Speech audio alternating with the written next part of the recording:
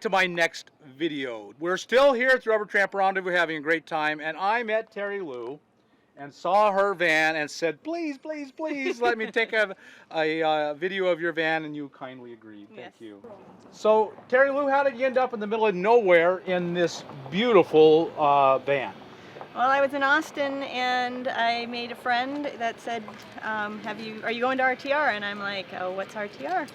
And so was my introduction, and I decided to join you and to learn a little bit more about the people. I think I've got the lifestyle down pretty well for the way I want to do it anyway. My world's photography, so that's been my background and my Facebook friends and my social, and so now I'm expanding that to this world. Good. So like-minded people who are living in vans and on the road. Yep. And how long have you been on the road? Full-time since May. Since May of this year? Yep. I car camped since 2004. So I didn't do that full-time. It was more vacation. So I knew the kind of the lifestyle and how to deal with showers and toilets and all that kind of thing, and what I wanted to do and what space I wanted. And so you're an outdoor person. Yes. You love being outdoors. I do. And it occurred to you one day that you could combine them. Yes.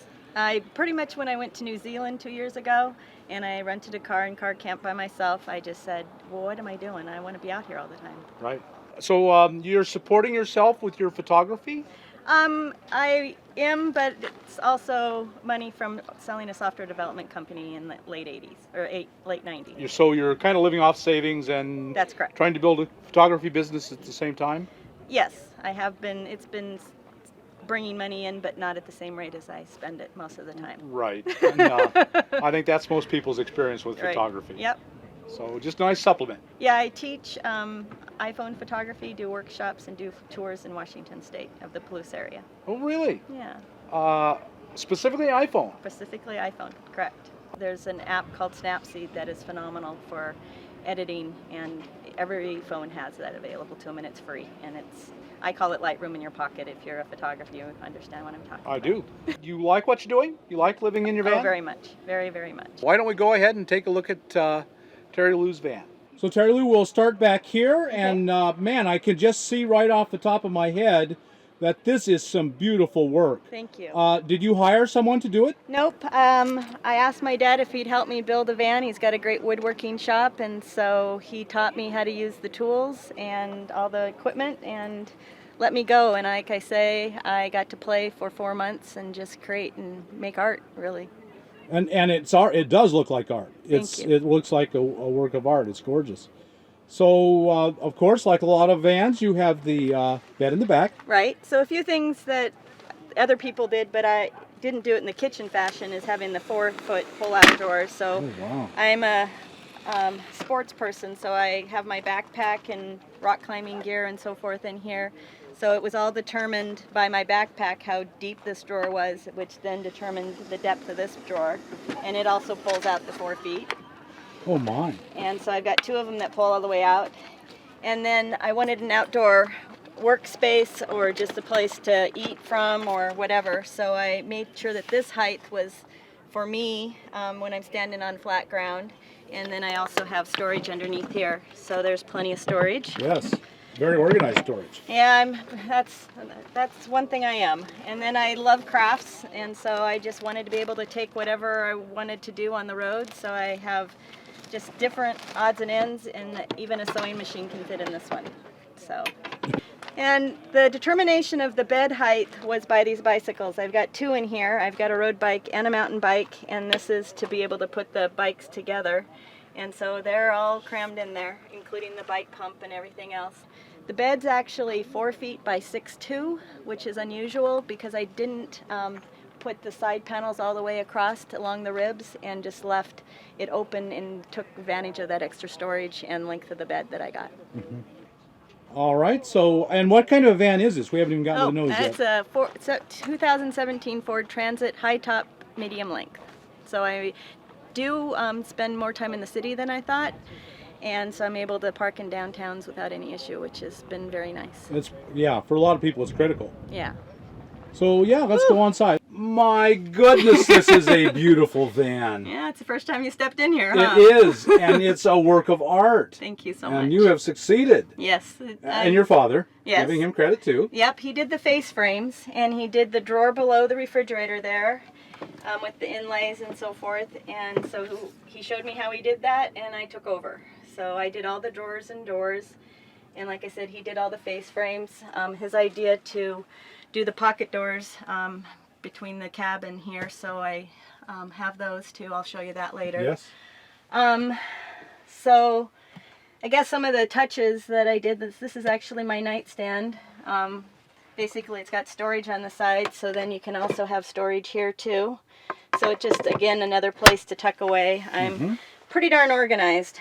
I was talking about the bike tires, so we can maybe start there, and if you look in there, you can see that the bike tires go right into that area. And of course, if you're going to build all that wood, you're going to have a beautiful cutting board. Yes. So the woods that I have in here are maple, purple heart, and wingay.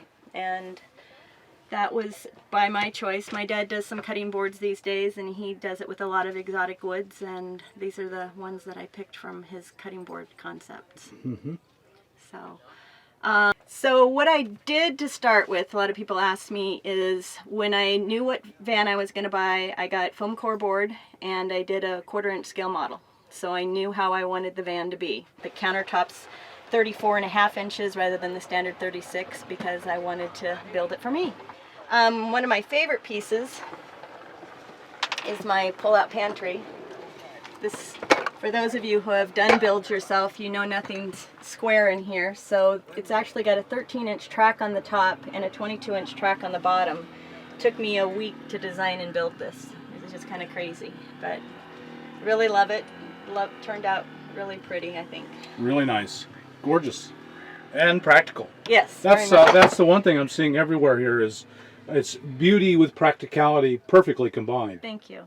Yeah, that same concept, the practicalities in this drawer where I did double layers, and the stove works off of the 1 pound propane bottles, so I didn't have to vent anything. And so the propane bottle's at the bottom of this, and then I have all my kitchen supplies at the top. Very, very practical. Another thing that I did that before I left home and went to my dad's, I decided all the stuff I wanted to bring. I went into the bathroom and I said, okay, what do I want to have? And I made boxes, and so we built actually the cabinets to fit these boxes. So everything was organized and ready to go. Wow. So. And you know, you're saying everything's curved. You can see the curve right here. Yeah. Boy, that is well cut. Thank you very much. That is really well cut. Having done a little bit of that and never made anything that well cut, I can really admire that. Thank you very much. And here again, just to give you an idea Yeah, when we say that was nothing is actually- curved. So I do have a microwave in here. I'm not using it, so I'm going to probably pull it out. I'm just not finding the need for it like I thought. I have 270 watts of power on the ceiling for the roof for my solar panels, and I am using the Yeti 1250 before they did the lithium batteries. So this is another little fun area that I've got. This is actually the last piece I built, and I wanted to have a rock garden. I collect rocks all the time, and I used to bring them home, and now I bring them home and I are able to just put them in these jars and have my rock garden travel with me. So I don't have any locks on my uppers. They're just self-closing hinges. I do have the lips on my shelves, so that helps a lot. I've got 4 plug-in power, so 110 plug-ins. With some of them have the USB also in the bedroom, so I'm able to plug in my cell phone at night and be sure that I don't forget to charge it. And so there's one at the desk, one in the kitchen, one in the bedroom, and there was one up in this cupboard for the microwave. So this is my office, and what I did inside of here is I put steel, and so they're magnetic, so you're able to just take whatever you collect along the way and put it and hide it away rather than having it cluttery. Really brilliant idea. Yeah. So what I did with the closet is my dad said, I wasn't thinking I was going to get one, and he's like, we can make that work. So what we did is let the clothes hang, so they are in your foot area, but since you're under the covers most of the time, you don't even notice them. And then we just did the dowels at the top and just bought, these are actually Walmart hangers, take off the top and then just put in a hook that we've just built, so they're nice and tucked up rather than having the longer hanger. I did hear somebody talk about there's ones that you can buy that are short, but these ones seem to work well. And you're one of the few people that I've ever seen tuck your feet underneath cabinets. I do, and Okay. I'm surprised more people don't. It's so Right. much more efficient. Right. That's what allowed me to have a bed that's 6'2", so that was really... Yeah, this is actually my dirty clothes drawer, and this is storage right now. I can put a porta potty there. I made sure that I could do the composting one if I wanted to, and there goes the pump. So speaking of which, I have to ask, how are you going to the bathroom? Right now, I did do a blog post on that, and people asked, do you have a toilet, but they don't get past that point, and I said that pretty much if I'm in the city, I'll park next to a place and be sure I pee before I go to sleep, Right. and get close enough that I'll use the facilities in the morning, and Right. if I'm out in the nature, I'll scoop and bury. So cat holes Yep. is what you're primarily doing. Yeah. Nothing, that's perfectly legal, nothing wrong with that. And so showering, that's the next question. Showering, I do not have a shower inside, but I do have a shower outside, so I can do that. Truck stops, community centers.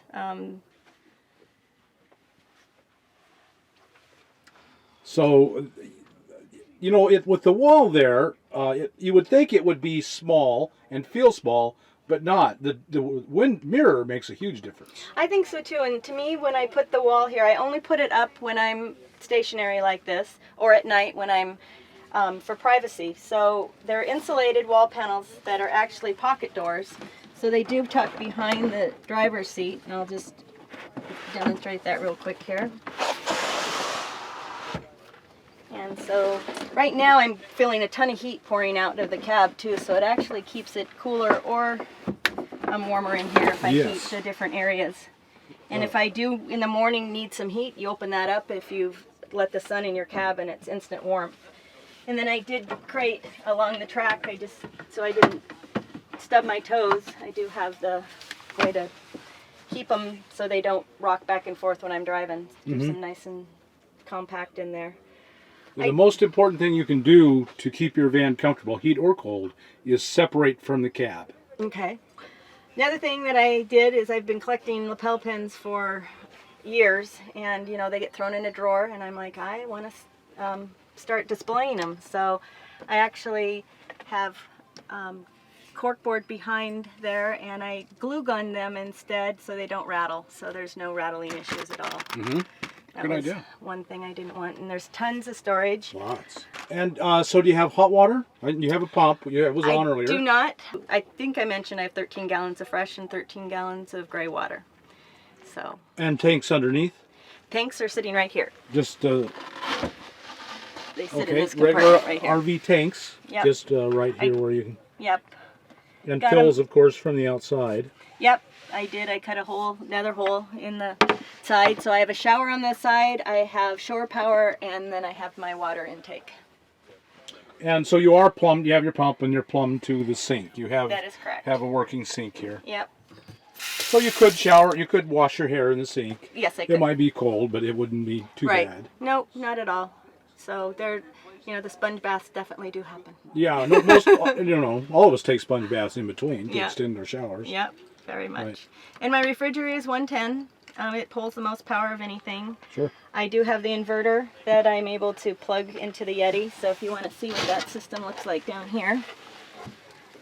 This is a Goal Zero Yeti. Yep, and I did have the extra battery in the back, and right now I'm bringing in about 101 watts from the sunshine. I do have, so this comes from the roof, from the panels themselves. This is the 110 that goes to a breaker box, and then I have the fuses for the 12 volt. My dad's a retired firefighter, so we made sure everything was safe and neat and tidy. I do have the buddy heater, so I use that in cold mornings when I was in Austin, but I do find even just my body heat in here does amazingly keep me warm unless you're going below 30. Yeah, and so you insulated the walls. Yep. Yeah. I used the Thinsulate insulation all the way around, put it doubled where I could. It's not done. It's work in progress still. Always. Everyone I've ever talked to said, nope, not done. Well, have we covered everything? Is there anything we've missed? You love your life. You're happy with what you're doing? I do. When I first started car camping, I kind of kept it, well, I did keep it to myself as far as social media goes. Didn't want the stigma of sleeping in my car and possibly being homeless kind of concept, because that wasn't the deal at all.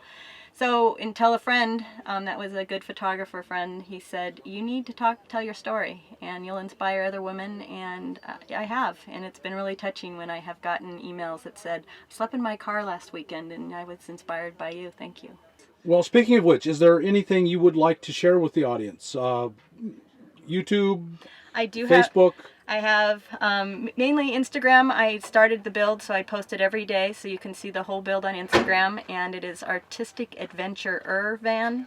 And I also did a few YouTube videos. I plan on doing more when I decide I want to sit down for a minute rather than visit with people and everything else. But I did do the beginning of the build, which includes the mock-up that I talked about and the insulation, and that's also Artistic Adventure Van on YouTube. So those are the best ways to do that. I'm also blogging on terryloublog.com, and it's TERILOU blog. So, Terry Lou, I just so appreciate your sharing your home with us and your story. You're welcome. It's so inspiring.